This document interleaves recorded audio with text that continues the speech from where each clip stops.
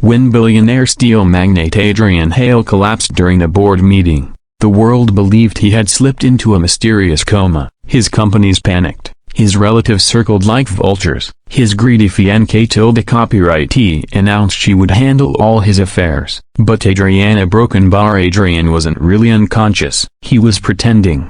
Doctors had discovered no physical trauma, no stroke, no neurological damage. Adrian simply didn't respond, didn't move, didn't blink. So they called it a psychological coma. But the truth was, Adrian had overheard his fiancée copywritee making a secret phone call plotting to seize his assets and dump him. Once the money transferred, something inside him snapped. He wanted to see everyone's true face when they thought he was helpless. For days, people came and went from his private room in the VIP wing of the hospital. Family argued. Lawyers whispered. His fiancée copywritee kissed his cheek with poison in her eyes, and Adrian listened silently, unmoving, as the truth of everyone around him unfolded, except one person. Her name was Nora Lane, a young nurse assigned to his care. Nora didn't know he could hear everything. She treated him like he mattered. She read him books, played soft music, adjusted his pillows, even scolded the doctors when they tried reducing his care to save costs. Nora was different, gentle,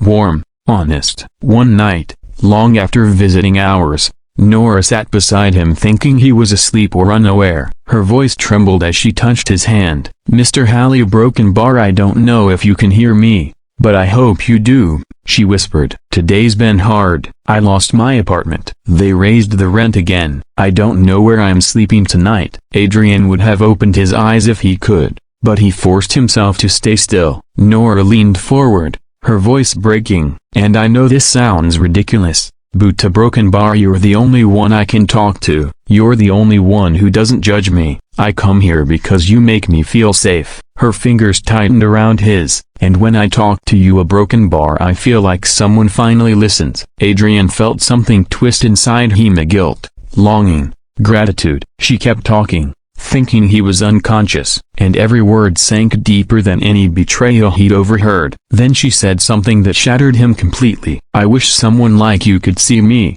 she whispered. "Not a patient, not a billionaire Broken Bar, just a man with a heart, someone I could maybe Broken Bar fall for." Adrian's heartbeat monitor beeped faster, uncontrollably. Nora panicked and ran to calm the machine, unaware she had caused the spike. But Adrian wasn't dying, he was feeling. For the first time in years. The next morning Nora came back with tired eyes and a forced smile. She didn't complain, didn't break down, and just continued her routine, humming softly while cleaning his face with warm water. Adrian memorized her voice, her touch, her stories. She told him about working double shifts to support her little brother. She admitted she skipped meals so he could eat. She confessed she once dreamed of becoming a doctor but couldn't afford school. And every confession chipped away at the cold armor Adrian had built around his heart. Meanwhile, the rest of his world was falling apart. His fiancée copywritee brought a lawyer to draft a power of attorney. His cousin asked when they could sell the company since the old man won't wake up anyway. A business partner joked about replacing him. Adrian heard it all, but he also heard Nora whispering, "I believe you'll wake up. Someone like you still has so much to do." By day 6, Adrian's resolve began to crumble. He wanted to open his eyes. He wanted to speak. He wanted to shield Nora from every hardship she faced. But he had to wait for the right moment, one that exposed everyone who had betrayed him. That moment came sooner than expected. One night, Nora came to his room with red, swollen eyes. Adrian's heart dropped. What happened?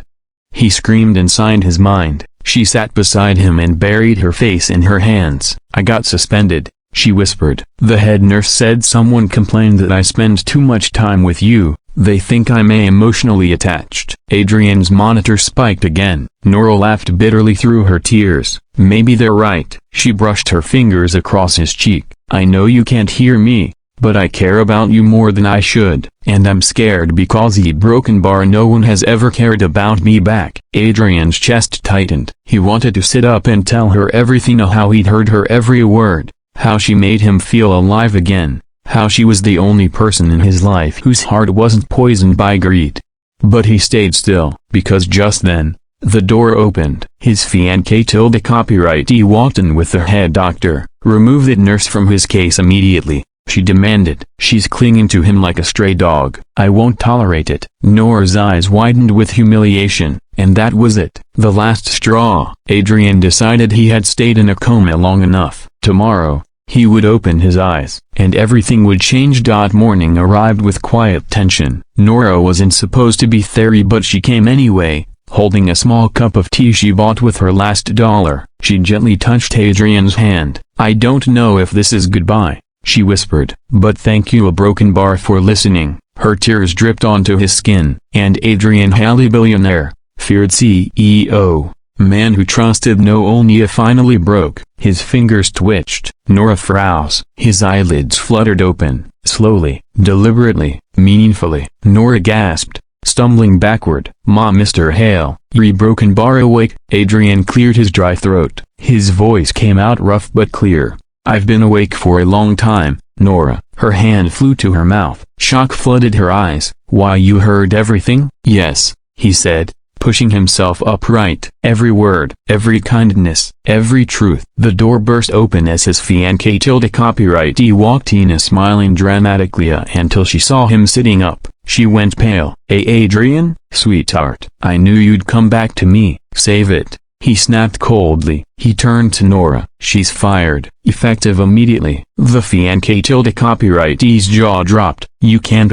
"Oh, I can," Adrian said, "just like I can terminate our engagement." "The wedding is off. Security will escort you out." Two guards appeared at the door. His fiancée tilde copyrightee shrieked all the way down the hallway. The head doctor rushed in next. "Mr. Hale, this is incredible. We must assess your neurological." "You suspended the only competent person on your staff," Adrian interrupted. "You're done. The board will hear about this." The doctor's face drained of color. But Adrian wasn't finished. He turned to Nora. Her face was still wet with shock, confusion, and disbelief. "Nora," he said softly, "thank you a broken bar for saving my life." She shook her head. "I didn't do anything. You gave me something no one else ever has. Honesty, kindness, a reason to wake up." Before she could respond, he held out his hand. And for the first time, she hesitated. "I don't understand," she whispered. "Why me? I'm just a nurse." "No,"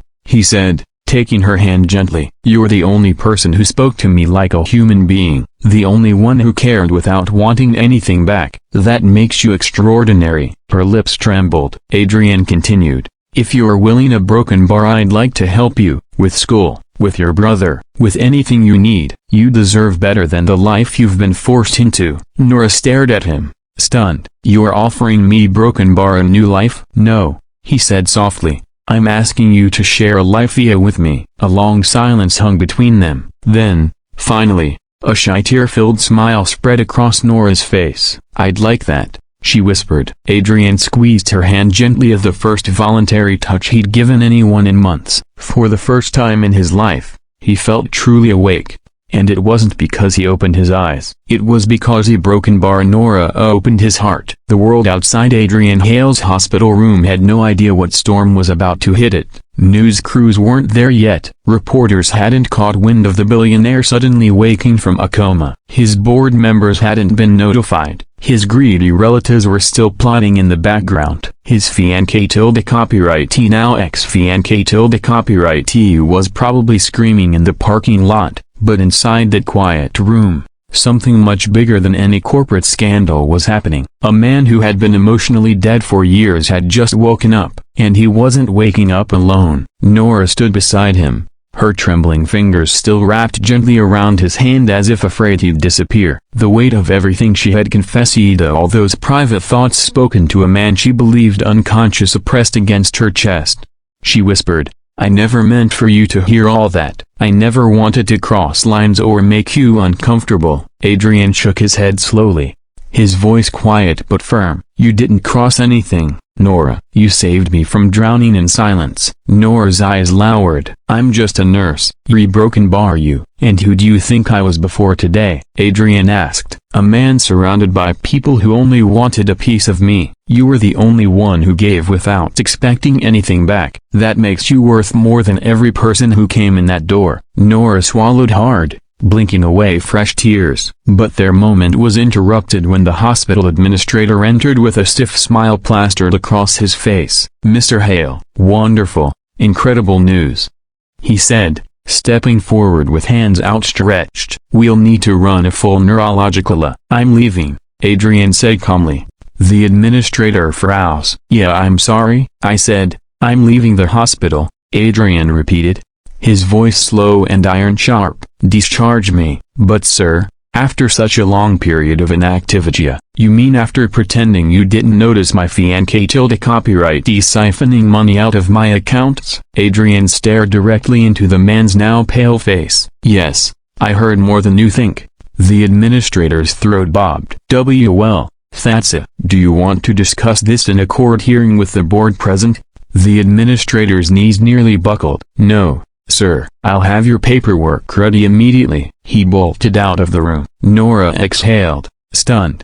"You really shouldn't be leaving yet. Your muscles aren't fully stable, and the stress." Adrian looked at her with a softness that wasn't there before. "Nora Brokenbar, the moment you were pushed out of this room, this place stopped being safe for me." Her lips parted slightly, but she didn't protest further. Instead, she helped him sit up properly, fixed his blanket, and guided him through basic stretches to wake his stiff muscles. Adrian moved slowly, carefully, but with determination. With Nora's hands steadying him, he felt stronger than he had in years. An hour later, a sleek hospital wheelchair was rolled in, not by hospital staff, but by Adrian's loyal personal driver, Harris, who burst into the room looking like he had sprinted through a war zone. "Sir," Harris gasped, eyes wide. "You awake, standing, talking?" Adrian nodded. "That I am." Harris practically choked on tears. "Sir Brokenbar, thank God. We all thought, oh well, your family's dead." "I'm sure they said a lot," Adrian muttered. "We'll deal with them later. Right now, I need you to get someone else home safely." He turned to Nora, and she looked startled. "Me? Why? Where would I even go? I don't even have an apartment anymore." Adrian's jaw tightened at the reminder. "Nora, you're coming with me." Her eyes widened. "Yeah, I can't just walk away from the hospital. The hospital suspended you illegally and is about to fire you because my ex-fiancé copyright couldn't handle seeing someone decent near me." Adrian leaned closer. "You don't owe them a second more." Nora hesitated, torn. "I don't want to be a burden," she whispered. "You're the one person who's never been a burden in my life," he replied gently. Something inside Nora broke open. Something tired, aching, and deeply lonely. She nodded slowly. "Okay." Harris already had tears forming again. "We'll take the back exit," he said. "Avoid reporters, avoid the board, avoid a broken bar, literally everyone." Adrian smirked. "Good thinking." They rolled him out of the room. The hallways felt colder, harsher, filled with whispers as staff turned to stare at the billionaire they never expected to see conscious again. Some stared at Nora too, with judgment, jealousy, or suspicion. Adrian tightened his grip on her hand. "Don't look at them," he murmured. "Look at me." Nora did, and for the first time since she'd been suspended, she felt safe. Outside, a black luxury car waited. Harris helped Adrian into the back seat, but when Nora hesitated near the sidewalk, unsure whether she belonged in a billionaire's car, Adrian reached out. "Sit beside me," he said softly. She obeyed. The door closed behind them. The silence inside the car was thick, charged with all the unspoken words hanging between them. Halfway down the road, Adrian finally broke it. "Nora Brokenbar, do you think of me differently now that I'm not just a patient you talk to in the dark?" She turned to him, surprised. "I never saw you as just a patient." "Then how did you see me?" Nora blushed. "As a man who looked lonely, as someone who needed a broken bar, someone." Adrian's eyes softened. "I did." He reached for her hand again, not out of gratitude this time, but deliberately, meaningfully. "Nora, I want you to come to my estate, as my guest, not as an employee, not as charity, as the person who pulled me back from a world where everyone only wanted something from me." She shook her head slowly. "I'm not sure I fit into your world." "You fit into mine," he said, voice low and certain, "and that's the only world I care about." Nora pressed her free hand against her chest, overwhelmed. "I don't know what we are, Mr. Hale." "Adrian," he corrected. "I don't know what we are." "A broken bar, Adrian," she whispered. "But I know how I felt talking to you every night. I know how my heart reacted when you woke up, and that scares me." Adrian smiled faintly. "Good, because it scares me too." Her breath hitched. "But I also know this," he added. "Whatever happens next to Broken Bar, we face it together." Nora blinked. "Together?" "Yes," he said. "Together." And for the first time since waking up, Adrian Hale felt something stronger than control, power, or triumph. He felt hope, real, fragile, frightening hope. Nora leaned her head gently against his shoulder. Not as a nurse, not as someone desperate or lost, but as someone who had finally found a place where she mattered. And as the car drove toward the Hale estate, the two of them sat in quiet, peaceful certainty, intertwined not by chance a broken bar, but by something dangerously close to fate.